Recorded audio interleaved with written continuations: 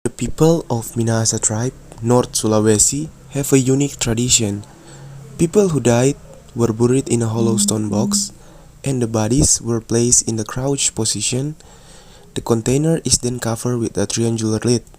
The stone grave is then called Waruga. Waruga itself comes from two words, Waru, which means house, and Ruga, which means body. So literally, Waruga means the house where the body will return to heaven. When the body is put into the Waruga, the body will be in a position where the heel touch the buttocks and the mouth seems to kiss the knee, just like the position of the baby in the womb. The philosophy of this position for the Minahasa people is that humans start life in the position of a baby in the womb and ending their life in the same position. In the local language, this philosophy is known as womb. Not only that, the body is also placed in a position facing north, which indicates the ancestor of the Minahasa tribe who came from the north. We can find this trace of this megalithic masterpiece at the Waruga Sawangan Archaeological Park. This park, which is located in North Minahasa Regency, is now a favorite historical tourist destination for both domestic and foreign tourists. In this park, there are at least 143 Waruga that can be found, where the Waruga are grouped based on their size. There are 10 small Waruga with a height between 0 until 100 cm, medium-sized Waruga with a height between 101 until 150 cm totaling 52, and large Waruga with a height between 151 until 250 cm totaling 81. In the past, the park was very neglected. Graves are sketched in the area of the resident's house, until finally the local government carried out logging and restoration in 1977.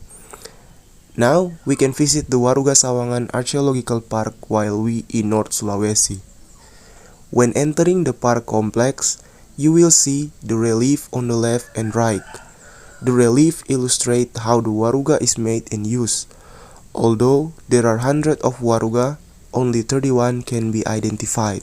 According to caretaker of Waruga Sawangan, Waruga began to be used by the Minahasa people in the 9th century, but around 1860, the custom of burying in Waruga was banned by the Dutch. The reason is, at that time, bubonic plague, typhus, and cholera began to develop. So it is feared that if the buried person carries disease, then the disease will spread through seepage from the cracks in the Waruga box. At that time, only people who had a fairly high social class were buried in Waruga, and it is marked through the carving on the lid. For example, the image of animal indicate that the person buried in Waruga is a hunter. The cover is engraved with the image of several people, indicating that the family has been buried. The number of people buried in Waruga is indicated by a carving in the form of a line on the side of the Waruga cover. Meanwhile, the plain sarong was probably an old Waruga, which at the time was not yet in the habit of carving or sculpting Waruga sarongs. To find out what items are buried and their owners in Waruga, a typical Minahasa house on stilts next to the grave will show it.